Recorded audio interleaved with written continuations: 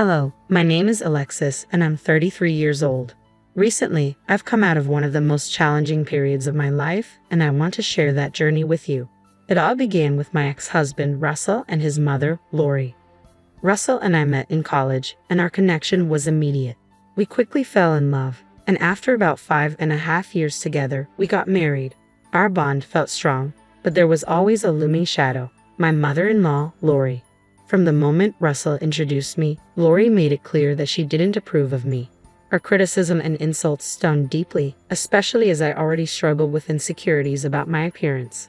But I clung to the belief that Russell loved me for who I was at heart, which offered some comfort. 3 years into our marriage, I decided to leave my job and start a business with my best friend. It was a big risk, but Russell supported my decision. At first, things were slow, but our business grew steadily and soon became very successful, allowing us to live a comfortable life. However, Lori's attitude toward me never changed. She dismissed my achievements and even accused me of overshadowing her son. Russell's silence during her constant tirades only deepened the strain in our relationship, leading to frequent arguments.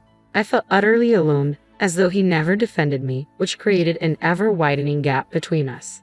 Things took a darker turn when I stumbled across messages between Lori and Russell. She had been trying to set him up with other women, and to my horror, I found derogatory comments about me in those texts. At first, Russell resisted her attempts, but over time, I noticed that he began to show interest in the women she was suggesting. The discovery shattered my trust in him, leaving me hurt and questioning everything about our relationship. I knew I had to confront Russell about what I'd found, and I planned to do so the next day after work. But fate had other plans. That morning, on my way to work, everything changed.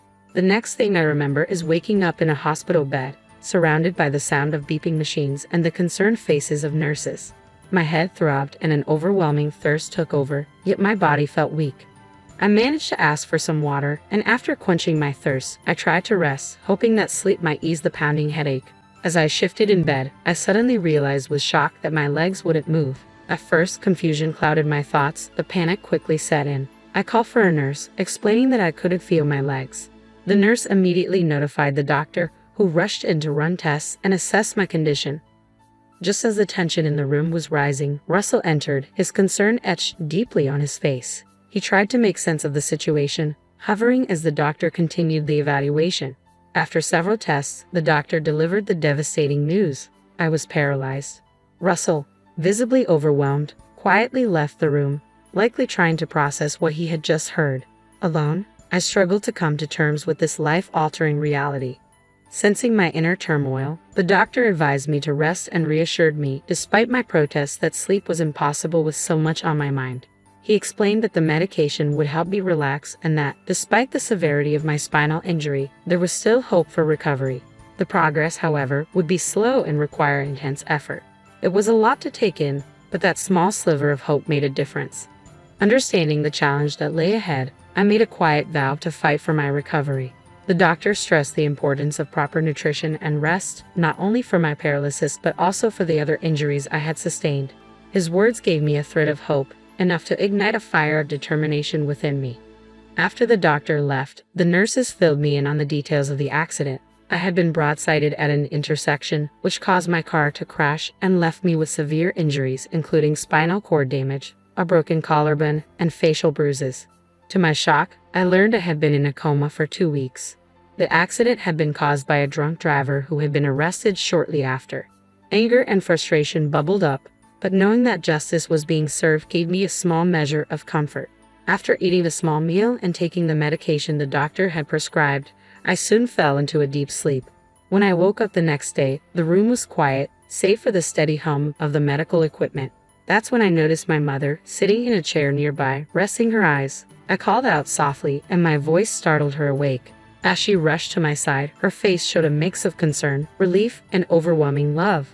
Our reunion was emotional, filled with silent tears and tender gestures that conveyed everything we had both been feeling. In that moment, my mother's presence became a profound source of comfort, reminding me of the strength and support I had in my fight to recover. Alongside that comfort came a mix of guilt and gratitude. I felt guilty for the worry I had caused, but incredibly grateful that she was there by my side. I felt an immense relief to still be here, fighting through the aftermath of everything I had endured. Holding my mom's hand, I turned the focus to her well-being, asking how she was holding up. She smiled softly, giving me that familiar, motherly response, putting my pain before hers. Though she was relieved that the medication was sparing me from the worst of the pain, I could hear the fear in her voice. Despite her efforts to stay strong, her concern for my future was undeniable, and it struck a deep chord within me. I tried to reassure her, promising to be cautious and careful in my recovery, but her reflections on the unfairness of my situation brought to light just how random and cruel life's challenges can be. Our conversation shifted to talk of recovery. Though the path ahead was uncertain, we clung to hope. My mom's unwavering support, regardless of what the future held, was a source of immense strength for me. Yet when Russell's name came up, a shadow darkened the moment. Since the accident, and especially after the news of my paralysis, his absence had been glaring. His lack of presence was a painful void I couldn't ignore. My mom, just as puzzled and concerned as I was, promised to reach out to him. Her protective instincts kicked in, determined to find out why he hadn't been there when I needed him the most. As sleep began to overtake me again, I was overwhelmed by a sense of loss and betrayal. Russell's brief interaction before the diagnosis, followed by his sudden disappearance, left me questioning his commitment and whether I could count on him to support me through this ordeal. When I woke up, the scene that greeted me was tense. My mother was on the phone, her voice sharp and filled with demand. It was clear she was talking to Russell. The pounding in my head returned as the medication wore off, leaving me fully aware of the pain I was in. But even through the physical pain, the emotional sting of his absence hurt just as much, if not more. I quickly summoned a nurse who administered the necessary medication to ease my discomfort. Once the pain subsided, curiosity got the better of me, and I asked my mother about the heated conversation I had overheard. At first, she tried to brush off my concern, clearly distressed, but I could sense there was more to the story. With a little more coaxing, she revealed the truth. She had been arguing with Russell. Russell, it turned out, had been spending time with friends and had barely visited me during the 2 weeks I was in a coma. The realization hit hard, layering emotional pain on top of the physical agony I was already enduring. My mother had finally lost her patience with him, scolding him for his dismissive attitude and lack of care. She had laid down an ultimatum. He needed to visit within the hour. While I felt a mix of embarrassment and gratitude, I knew her action was necessary. Russell did show up, but he wasn't alone. He brought Lori with him. Seeing her only heightened my discomfort. The absence of Russell's support was already weighing heavily on me, and Lori's presence made everything worse. My mother, sensing the tension, excused herself, leaving us alone to talk. I confronted Russell about his absence, but instead of an apology, I was met with cold indifference from Lori. She didn't hesitate to imply that my condition had rendered me useless to Russell. She even admitted, without a hint of shame, that Russell had considered staying by my side, but she convinced him otherwise. She pointed to the struggles we had before the accident and my inability to contribute financially due to my paralysis, as if these were valid reasons for abandoning me. Her words were a brutal blow. It became painfully clear how fragile our marriage had become, and how little regard they both had for me in this new, devastating reality. Russell, influenced by his mother's harshness, confessed that my paralysis had changed his feelings about honoring our vows. Through sickness and health no longer applied in his eyes. His blunt admission shattered any remaining hope I had. Lori, as always, didn't hold back. She claimed Russell deserved better and reduced my worth to my career success, which was now threatened. The cruelty of their intentions became fully apparent when Russell announced he would be filing for divorce, and Lori, smugly triumphant, told him she had already arranged a date for him immediately afterward. It was a stark betrayal. As they left, abandoning me when I needed them most, I was left reeling, grappling with the devastating reality of their abandonment. My mom returned shortly after, and her presence brought me a small measure of comfort. Through tears, I recounted what had happened. She was furious, her anger a reflection of her fierce love for me. Though she hadn't been able to confront them in time, she stayed by my side, a pillar of strength, as I cried myself into a fitful sleep. The next day, the divorce papers arrived. Signing them felt like a cold formality. As I did, I couldn't help but notice the look of triumph on Lori's face and the relief on Russell's, a bitter reminder of the cruelty of being abandoned by the person you thought would stand by you through anything. I thought Russell had truly loved me, especially at such a vulnerable moment. The weeks that followed his abandonment were some of the darkest of my life, consumed by deep depression. It felt as if a vital part of me had been stripped away, leaving my world devoid of color. Yet through it all, my mom remained my silent stronghold. She didn't need grand gestures. Her presence alone was a quiet testament to her unwavering support. She brought me my favorite meals, fresh flowers, and comfort in ways only a mother could. Her strength helped me face each day, even as I struggled to navigate the overwhelming changes ahead. After my diagnosis and Russell's cruel departure, I was eventually cleared to begin physical therapy and start a regimen of medications aimed at managing my paralysis. A skilled physical therapist was recommended, and my sessions were scheduled to start in a week. But in truth, I felt defeated, with no desire to do anything but remain in bed and wallow in my grief. I missed the first couple of therapy appointments, a clear sign of how deeply I had sunk into despair. My mom, patient as she was, finally reached her limit.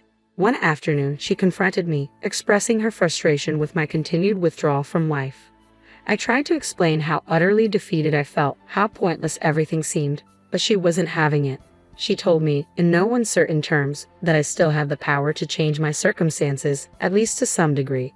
She challenged my passivity, arguing that even the smallest step forward was better than staying stuck in my sorrow. Her words struck a chord. She pointed out that while my body might be compromised, my intellect and spirit were still intact, and I could leverage them to reclaim some control over my life. She even suggested that proving Russell and Lori wrong might be just the motivation I needed. The thought of regaining even a fraction of my strength, of showing them I wasn't as broken as they believed, resonated with me.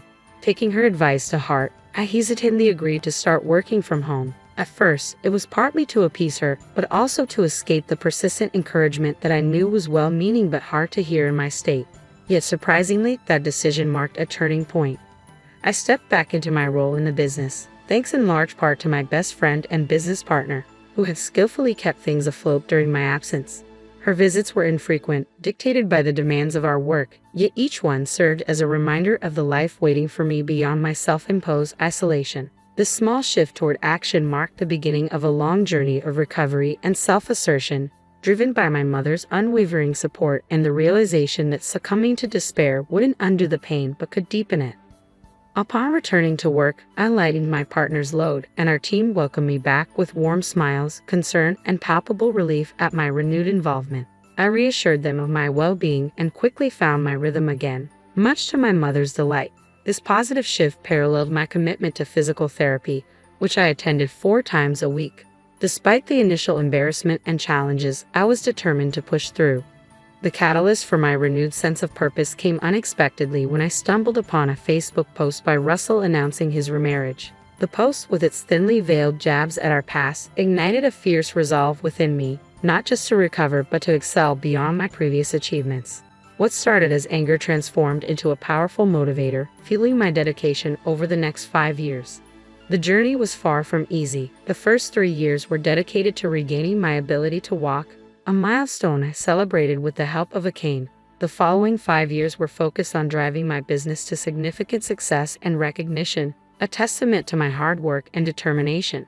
Yet true satisfaction eluded me until an unexpected opportunity for retribution arose. In a twist of fate, Russell's company began to flounder just as mine was positioned for growth. We proposed a merger under terms that favored us, granting us considerable control.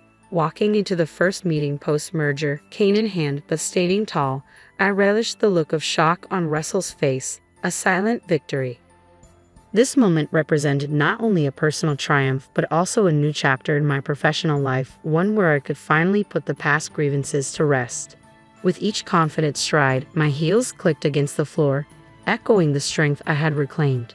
I stepped into the room, a living testament to my recovery, a sharp contrast to the frail image Russell had last seen. As I announced my new role as CEO, I laid out the upcoming organizational changes, hinting at a streamlined team structure.